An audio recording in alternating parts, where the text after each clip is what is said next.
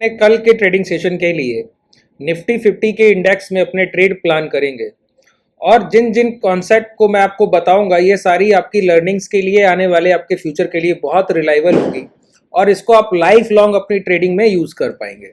देखिए, कल सबसे पहले जब भी हम अपने नेक्स्ट ट्रेडिंग सेशन के एनालिसिस की शुरुआत करते हैं तो पहला काम क्या करते हैं, जो हम लोगों ने लास्ट ट्रेडिंग सेशन यानी कि कल के दिन जो हमारे ट्रेड प्लान थे उनको सबसे पहले उस पर नजर रखते हैं कि कल जो हम लोगों ने प्लान किया था उसमें आज क्या कोई चेंज होने को है, या प्राइस ने कोई कल के जो लेवल्स थे उनमें से कोई ब्रेकआउट या ब्रेकडाउन किया।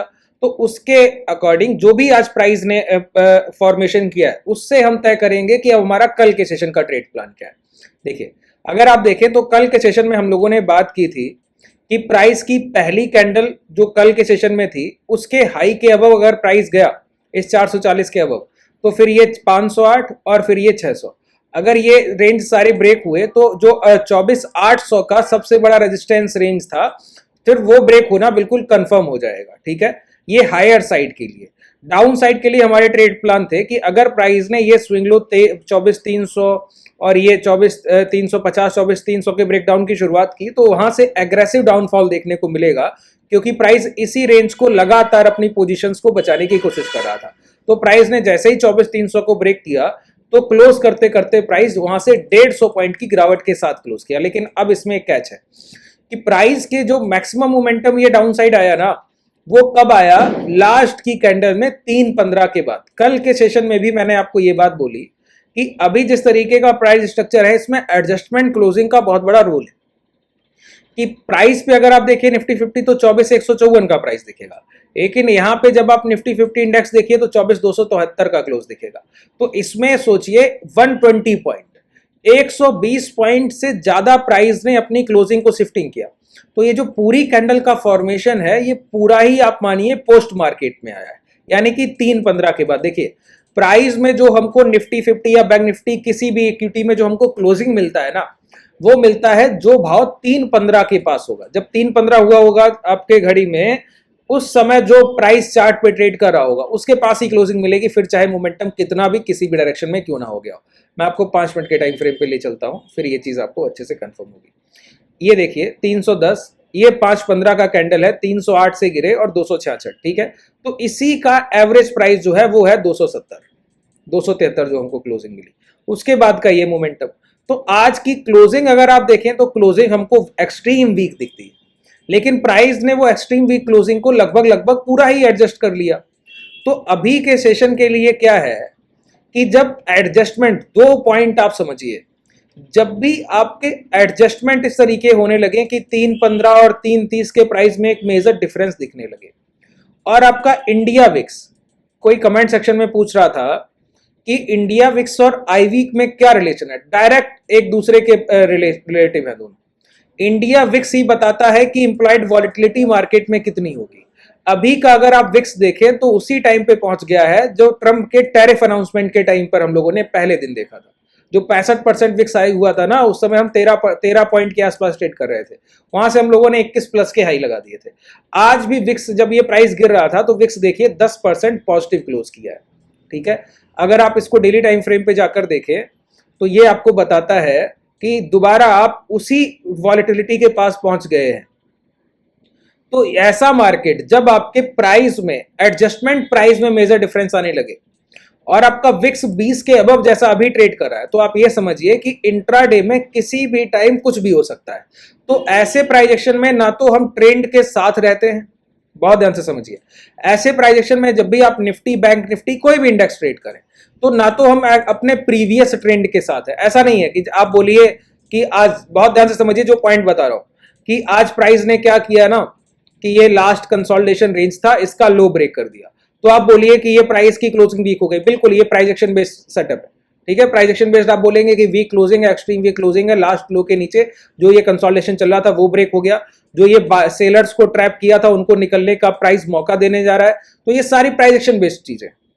ठीक है, लेकिन अब जो ट्रेड होगा वो न्यूज बेस्ड मार्केट होगा कि अगर कुछ पॉजिटिविटी है तो किसी भी सपोर्ट के पास प्राइस आके एक्सट्रीम मोमेंटम हायर साइड ले लेगा, अगर नेगेटिविटी है तो प्राइस किसी भी रेजिस्टेंस के पास धीरे धीरे पहुंच के बहुत तेजी से गिर जाएगा। ठीक है, तो इंट्राडे के आपके जो ट्रेड प्लान होंगे ऐसे टाइम पर वो नॉन बायस्ड होंगे। हम अगर किसी ये नॉर्मल सेशन का प्राइस एक्शन होता ना विक्स, ये निफ्टी 50 का ऐसा कि 14-15 का विक्स ट्रेड कर रहा होता और इस तरीके से प्राइस ये लो ब्रेक करता, तो पता है हम लोग क्या करते, इस डोजी के हाई मार करते हैं। अभी भी वही करेंगे कि इस डोजी के हाई मार करते हैं, और अगर प्राइस कल के सेशन में इस डोजी के अबव यानी कि 350 के अबव क्लोज करने लगा, तो फिर हम लोग इस हाई के बाद ये देखने लगेंगे कि क्या बाई ऑन डिप है, क्या प्राइस कि बाई ऑन डिप पे मिल रहा है क्या। बाई ऑन डिप का मतलब क्या है कि किसी भी सपोर्ट के पास इंट्राडे का प्राइस पहुंचे वहां से लॉन्ग करें, ठीक है। और अगर प्राइस कल के सेशन में आप 270 की क्लोजिंग है, तो आज इंट्राडे का जो प्राइस एक्शन पे लो दिखता है चार्ट पे वो 150 का दिखता है, तो इंट्राडे में कभी भी प्राइस ये लो ब्रेक कर देगा, अगर ये 150, तो वहां से एग्रेसिव शॉर्ट सेलिंग करेंगे। और 150 से लेके जो ये 350 का रेंज है, ये हमारे लिए सेलर रेंज है। ये सिंपल हमारे लिए कल का ट्रेड प्लान निफ्टी 50 के लिए हो गया, सिंपल ट्रेड प्लान, इसमें हमको कुछ करने की जरूरत ही नहीं, ठीक है। लेकिन अब समझिए एक बात यहां पे बहुत ध्यान से, जब प्राइस में 21 का विक्स ट्रेड कर रहा हो, इसका मतलब है कि फियर मार्केट में बहुत है। विक्स जो कोरिलेट करता है वो डर से करता है।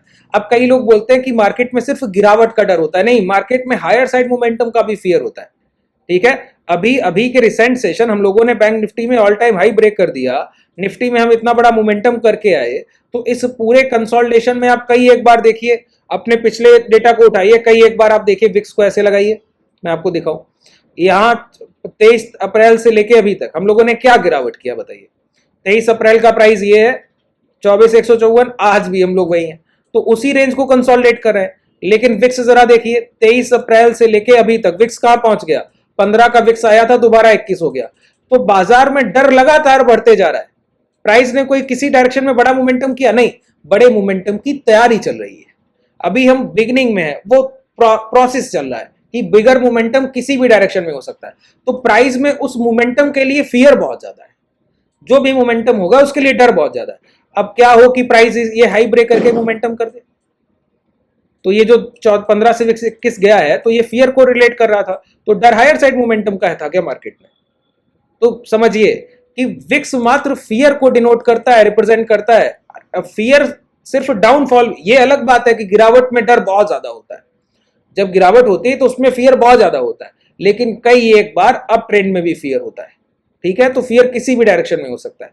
तो 21 का विक्स जिस दिन आपका ट्रेड कर रहा हो, तो ये मान के चलिए कि अब जो सेशन है वो एक्सट्रीम वॉलेटाइल हो सकते हैं।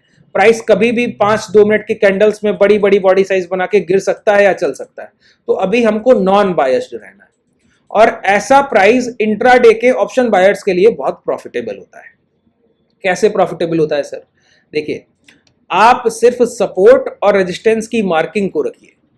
अगर किसी भी रेजिस्टेंस के पास से बड़े बॉडी साइज कैंडल बनने लगे, शॉर्ट, किसी भी सपोर्ट के पास से बड़े बॉडी साइज ग्रीन कैंडल बनने लगे, लॉन्ग, ठीक है। ये एक प्राइस को पकड़ लीजिए और नॉन बायस्ड हो जाइए। नॉन बायस्ड होने का मतलब है जिधर इंट्राडे मोमेंटम हम उसके साथ हैं। अब हम ना डेली टाइम फ्रेम के साथ है ना आवरली के साथ है। ये ट्रेड प्लान जो मैं आपको बता रहा हूं ना, ये एक्सट्रीम कंडीशन में होता है। जो रिसेंट मार्केट कंडीशन है, यही इसी कंडीशन में ये ट्रेड प्लान हमारे होते हैं, नहीं तो हमेशा पिछले 3 दिन के प्राइस एक्शन बिहेवियर। अब जितने मोमेंटम अभी कल के सेशन में आने वाले वीक में आएंगे, तो सारे प्रीवियस प्राइस एक्शन बिहेवियर पे ही आएंगे, कुछ प्राइस एक्शन का चेंज नहीं हो जाएगा, है ना। प्राइस एक्शन बिहेवियर जो लास्ट 3 ट्रेडिंग सेशन में जिस सेटअप पे लॉन्ग हुआ, जिस सेटअप पे शॉर्ट हुआ, वही रिपीटेशन चलेगा, कुछ अलग नहीं होगा। लेकिन जो बात आपको समझने लायक है वो क्या है कि हम नॉन बायस्ड रहेंगे। अब ये नहीं कि लो ब्रेक हो गया तो सिर्फ शॉर्ट सेलिंग, नहीं, हाई ब्रेक होने लगा तो बाई ऑन डिप पे चले जाएंगे, ये लो ब्रेक हो गया तो शॉर्ट सेलिंग करते ही रहेंगे। सपोर्ट रेजिस्टेंस की मार्किंग रखेंगे, हाई के पास से extreme green body red body size candle मिलने लगे तो शॉर्ट। देखिए, प्राइस में कंसोलिडेशन फेज कब आता है, जब कैंडल के बॉडी पार्ट छोटे होने लगते हैं। जैसे यहां से यहां तक देखिए, आप लोग बेसिक प्राइजेक्शन को नहीं समझते, इसीलिए मैं बोलता हूं इंडिकेटर को यूज करना सभी लोग छोड़ दीजिए, तो प्राइजेक्शन पे पकड़ बन जाएगी। और जब तक आप इंडिकेटर्स के पीछे भागेंगे तब तक ये चलता रहेगा। देखिए, प्राइस में मोमेंटम है, रैली है, तो सब बॉडी साइज कैंडल है। जब ये बॉडी पार्ट कैंडल छोटे होने लगे तो ये देखिए मोमेंटम जो है वो खत्म होने लगा। अब दोबारा से बॉडी पार्ट कैंडल बड़े होने लगे, अगर ऐसे टाइम पे लो हाई ब्रेक हो गए तो प्राइस एक्सट्रीम मोमेंटम कर जाएगा जब तक ये बॉडी साइज कैंडल रहेंगे। तो किसी भी रेजिस्टेंस या सपोर्ट को जब आप मार्क करें तो प्राइस वहां पहुंचे रेजिस्टेंस के पास या सपोर्ट के पास, तो वहां पे बॉडी पार्ट कैंडल बताता है कि मोमेंटम टाइम है। और नॉन बॉडी पार्ट कैंडल बताता है कि प्राइस यहां आके कंसोलिडेट कर सकता है, फिर हो सकता है ब्रेकआउट करने जाए, सपोर्ट के पास भी वही है।